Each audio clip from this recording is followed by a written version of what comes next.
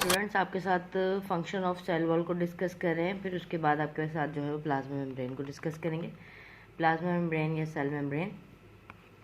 Function of cell wall, it provide mechanical support, give definite shape and protection of cell, protection to cell. ठीक है, क्या करती है भाई? मैकेनिकल सपोर्ट करती है, शेप देती है सेल को और सेल का प्रोटेक्शन करती है cell wall. Second, it act like a skeletal framework of plant, ये एक स्केलेटल फ्रेमवर्क देती है किसको? प्लांट्स को। Hydrophilic in nature, hydrophilic nature होता है इनका। Capable of imbibing water, help in the movement of water and solute toward protoplast, protoplast के अंदर इम्बाइबिंग हो रही है यानी कि वाटर के मॉलिक्यूल्स जा रहे हैं या सोल्यूट जा रहा है या आ रहा है, तो वो भी हेल्पफुल होता है cell wall. Cell wall act as permeable structure, cell wall एक परमिएबल स्ट्रक्चर देती है या परमिएबल स्ट्रक्चर के तौर पे वर्क करती है। परमिएबल जो कि इजाज़त देते हैं सॉल्यूट और वाटर को अंदर जाने की सेल के और बाहर आने की। अच्छा, नेक्स्ट आपका टॉपिक है प्लाज्मा मेम्ब्रेन और सेल मेम्ब्रेन। प्लाज्मा मेम्ब्रेन मैंने आपको प्रोटोप्लास्ट, साइटोप्लाज्म ये समझाया था, तब पूरा कंप्लीट एक वीडियो बना के बताया था कि सेल की मेम्ब्रेन्स क्या है। तो ये मेम्ब्रेन सेकंड जिसे हम कहते हैं सेल मेम्ब्रेन, एक है सेल वॉल, दूसरी है सेल मेम्ब्रेन। अब सेल वॉल जो है वो जस्ट प्लांट्स में होगी, लेकिन एनिमल्स की अगर हम बात करते हैं तो उसमें क्या होती है? सिर्फ सेल मेम्ब्रेन होती है, सेल वॉल नहीं होगी। ऑल सेल आइदर प्रोकैरियोट और eukaryote cells are enclosed in a membrane, serve as their outermost living boundary called plasma membrane। कोई भी सेल हो, प्रोकैरियोट हो या यूकैरियोट हो, सब में जो है वो क्या मौजूद होता है? सेल मेम्ब्रेन मौजूद होता है। ठीक है, लिविंग बाउंड्री हम उसको कह रहे हैं और फिर कहते हैं उसको प्लाज्मा मेम्ब्रेन या सेल मेम्ब्रेन, कुछ भी कह सकते हैं। It separate the cytoplasm from the external environment, ये क्या करती है भाई? एक्सटर्नल इन्वायरमेंट में है साइटोप्लाज्म को सेपरेट करती है। ठीक है, अगर हम इसकी कंपोजिशन की बात करें, chemical composition of cell membrane, पहले हम यहाँ पर इसके स्ट्रक्चर को डिस्कस कर लेते हैं, किस तरीके का नज़र आता है हमें। ये स्ट्रक्चर है सेल मेम्ब्रेन का, हाइड्रोफोबिक कंडीशन और हाइड्रोफिलिक कंडीशन। हाइड्रोफिलिक हमने फॉस्फेट का ग्रुप जब हम पढ़कर आए चैप्टर नंबर 1 में, तो हम इसको कह रहे थे कि किससे बनती है? ये फॉस्फोलिपिड से बनती है। ठीक है, ये क्या है आपका? फॉस्फोलिपिड। अगर फॉस्फेट के स्ट्रक्चर को आप देखें वीडियो में जाके तो आपको कंप्लीट समझ आएगा कि हाइड्रोफिलिक और हाइड्रोफोबिक क्या है। लेकिन अभी यहाँ डिस्कस करते हैं कि हाइड्रोफिलिक वाटर लविंग को कहते हैं, जो पानी को अपने अंदर अट्रैक्ट करते हैं। हाइड्रोफोबिक रिपेल ऑफ वाटर, तो पानी को अट्रैक्ट नहीं करते। ठीक है, अगर हम सेल मेम्ब्रेन की थिकनेस की बात करें तो 7 नैनोमीटर होती है। सेल मेम्ब्रेन की जो थिक होती है, जो चौड़ाई है, वो कितनी है? 7 नैनोमीटर है। ठीक है बेटा जी, 7 नैनोमीटर इसकी थिकनेस है और इसके अंदर क्या मौजूद है? लिपिड्स के साथ साथ ये बनी होती है प्रोटीन की। ठीक है, अब हम इसको कहते हैं सेल मेम्ब्रेन का जो कंपोजिशन है वो क्या कहा जा सकता है? लिपोप्रोटीन। लिपोप्रोटीन मतलब लिपिड्स और प्रोटीन मिलकर काम करते हैं, तो वो क्या कहलाते हैं? लिपोप्रोटीन। दो तरीके की प्रोटीन है, एक है हमारे पास इंटीग्रल प्रोटीन, दूसरी है हमारे पास पेरिफेरल प्रोटीन।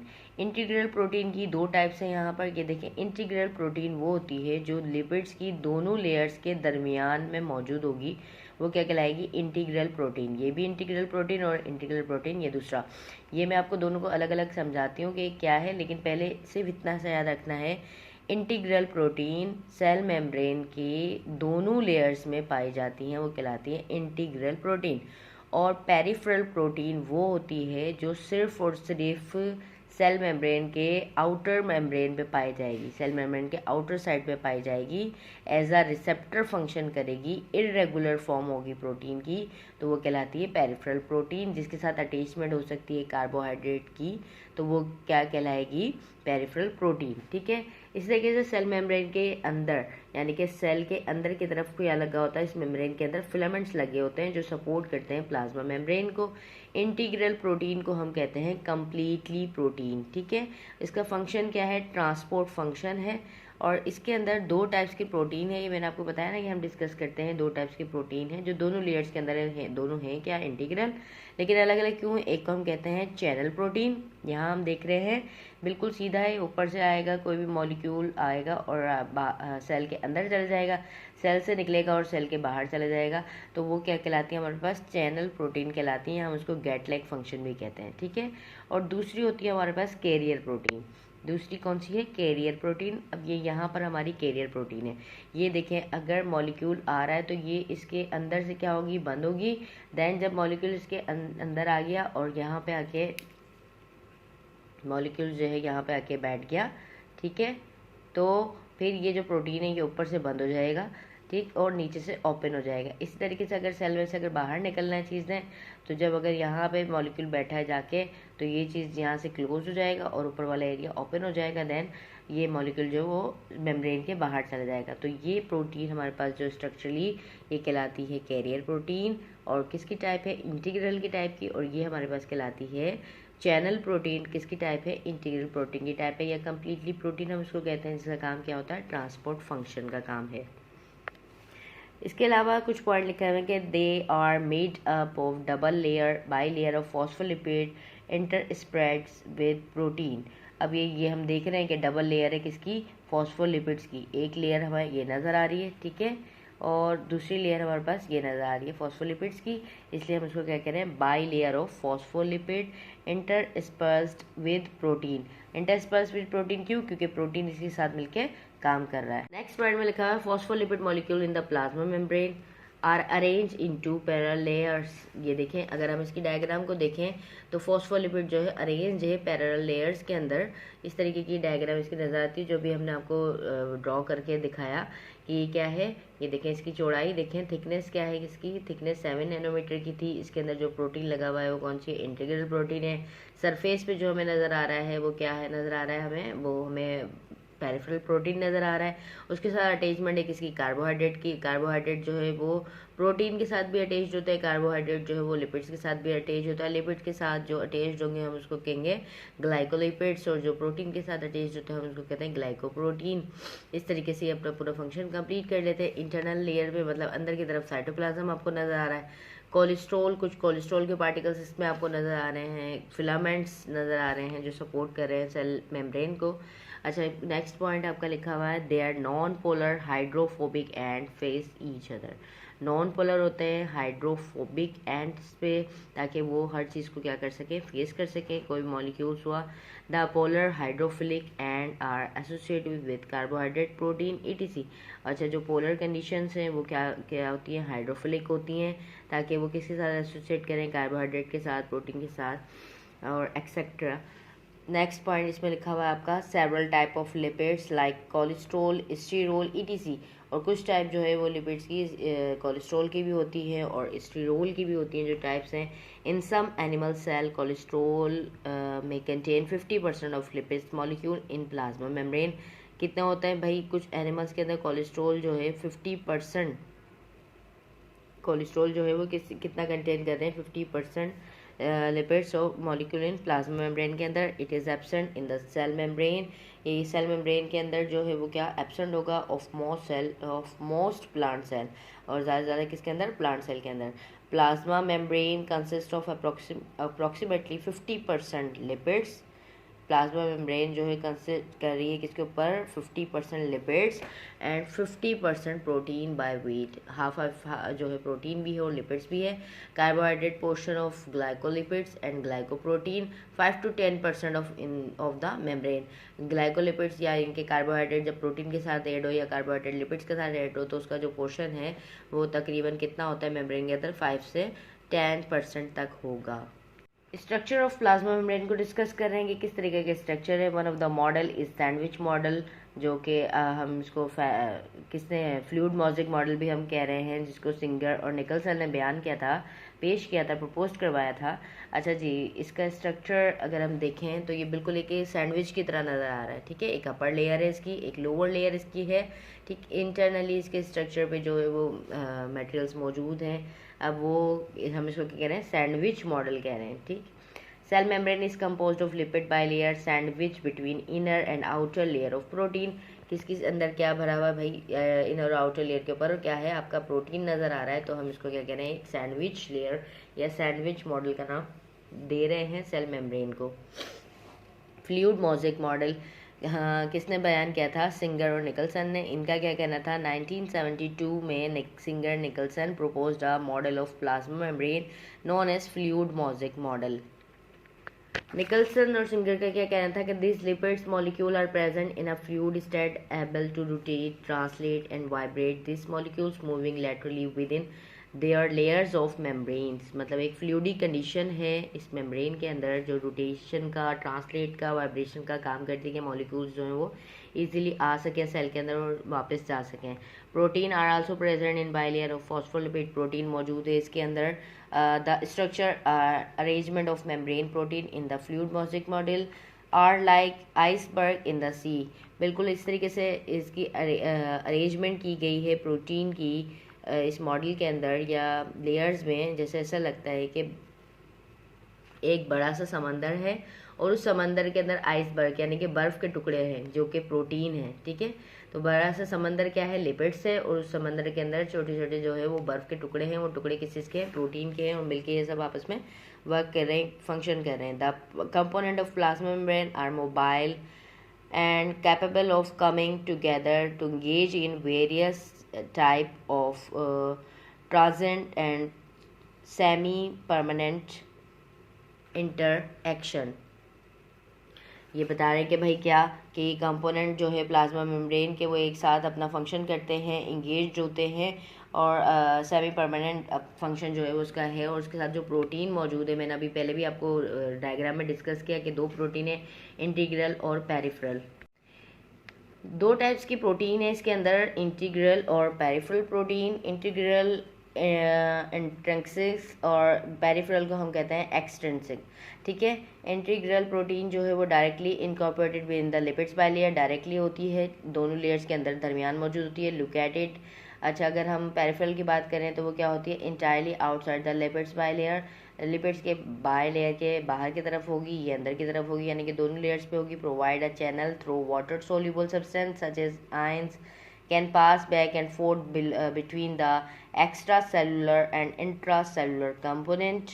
एंड अगर हम पेरिफेरल की बात करें तो एक्स्ट्रा सेलुलर और cytoplasmic surface exhibit a loose association with membrane surface.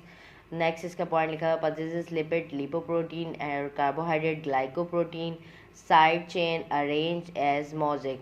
मतलब ये क्या है, बाहर की तरफ मौजूद है और अंदर की तरफ जो मौजूद होती है, या दोनों लेयर्स पे जो अटैचमेंट होगी, जैसे अगर हम आपको ये दिखाएं तो ये कहला रही है हमारी इंटीग्रल प्रोटीन, दोनों लेयर्स के अंदर मौजूद है। जो ऊपर मौजूद है वो हमारी क्या कहलाती है, पेरिफेरल प्रोटीन। ये देखिए आप एज अ रिसेप्टर फंक्शन कर रही है, वो हमारी है पेरिफेरल प्रोटीन। नेक्स्ट टॉपिक आपका है function of plasma membrane. Lipids का डिस्कस कर रहे हैं, फिर उसके बाद हम प्रोटीन को करेंगे अलग अलग करके, आपकी बुक में साथ ही दिया हुआ है। लेकिन पहले लिपिड का क्या फंक्शन है, फिर प्रोटीन का है, दोनों अलग अलग, ताकि क्लियर हो जाए। Lipids part of plasma membrane control the fluidity of the membrane. ये क्या करता है, फ्लूइडिटी को कंट्रोल करता है lipids. The concentration of unsaturated fatty acid in phospholipid. ये क्या है भाई, कंसनट्रेशन अनसेचुरेटेड क्या होता है, इसके अंदर फॉस्फोलिपिड मौजूद होते हैं, जहाँ पर डबल लेयर्स मौजूद है। डबल लेयर्स मौजूद होने की वजह से क्या है, उसकी फ्लूइडिटी मेंटेन रहती है। The bilayer become more fluid there that makes cell membrane more flexible, ताकि वो जो मेम्ब्रेन है वो क्या हो सके, ज़्यादा से ज़्यादा फ्लेक्सिबल हो सके इसकी बाइलेयर होने की वजह से। The cholesterol help to stabilize the lipids bilayer. It also restricts entry and exit of polar molecules and ion. तो ये क्या करता है भाई, इसको रोकता है, किसको, पोलर मॉलिक्यूल्स को, और आयंस को रोकने के काम भी करता है आपका। ठीक है, तो ये तमाम फंक्शन किसका है, प्लाज्मा मेम्ब्रेन में लिपिड्स का। और दूसरा फंक्शन आपका function of plasma membrane protein. Protein क्या करता है, great variety of protein are found in plasma membrane which में एक्ट एज, क्या काम कर रहा है, ट्रांसपोर्ट चैनल और कैरियर, एंजाइम, रिसेप्टर्स और एज एंटीजन। ये तमाम फंक्शन किसके हैं, आपके प्रोटीन के फंक्शन हैं, जो कि सेल मेम्ब्रेन में या प्लाज्मा मेम्ब्रेन में परफॉर्म हो रहे हैं। ट्रांसपोर्ट का काम भी कर रहा है, चैनल और कैरियर, मैंने इंटीग्रल प्रोटीन की एग्जाम्पल दी है पीछे। उसके बाद एंजाइम का फंक्शन भी जो है वो क्या काम कर रहा है आपका, टोटली तकरीबन कुछ एंजाइम जो है वो नॉन प्रोटीनस नेचर के, बाकी तमाम जो है तो प्रोटीन नेचर के होंगे। एज अ रिसेप्टर फंक्शन भी कर रहा है और एंटीजन फंक्शन भी आपका प्रोटीन कर रहा है। अच्छा जी, role of plasma membrane in regulating cell interacting with its environment. क्या रोल है प्लाज्मा मेम्ब्रेन का रेगुलेशन के फंक्शन में जो एनवायरनमेंट के साथ इंटरएक्ट करें। Two main process of transport, दो मेन प्रोसेस हैं ट्रांसपोर्ट के, एक है पैसिव ट्रांसपोर्ट, दूसरा एक्टिव ट्रांसपोर्ट। अब देखें जहाँ पे भी एक्टिव ट्रांसपोर्ट की बात आती है फ़ौरन से आपके दिमाग में क्लिक होना चाहिए कि ये जो भी रिएक्शन है उसमें एनर्जी लगा कर काम हो रहा है, मॉलिक्यूल्स आ रहे हैं या जा रहे हैं तो उनके अंदर क्या लग रही है, एनर्जी लग रही है, तो वो कहलाती है एक्टिव ट्रांसपोर्ट। जिस मॉलिक्यूल्स में एनर्जी नहीं लगती, वो इजीली आ जाए और चले जाएं, वो कहलाते हैं पैसिव ट्रांसपोर्ट। तो हम इसकी डेफिनेशन को डिस्कस कर लेते हैं। Transport of molecules bye diffusion and osmosis without consumption of ATP. ठीक है, क्या हो रहा है, ट्रांसपोर्ट हो रही है मॉलिक्यूल्स की कौन से प्रोसेस के तहत, डिफ्यूजन के तहत या ऑस्मोसिस के तहत। ठीक है, विदाउट कंजप्शन, बगैर किसी एटीपी के, बगैर एनर्जी लगाए हुए, तो वो कहलाएगी पैसिव ट्रांसपोर्ट। अच्छा जी, एक्टिव ट्रांसपोर्ट क्या है, movement of molecules against concentration gradient by using energy of ATP. अब इसमें क्या हो रहा है, मूवमेंट, जो मॉलिक्यूल्स की मूवमेंट हो रही है ना, उसमें इस्तेमाल हो रही है एटीपीज, यानी कि एनर्जी जो है वो इस्तेमाल हो रही है, और उसे हम क्या कह रहे हैं, एक्टिव ट्रांसपोर्ट।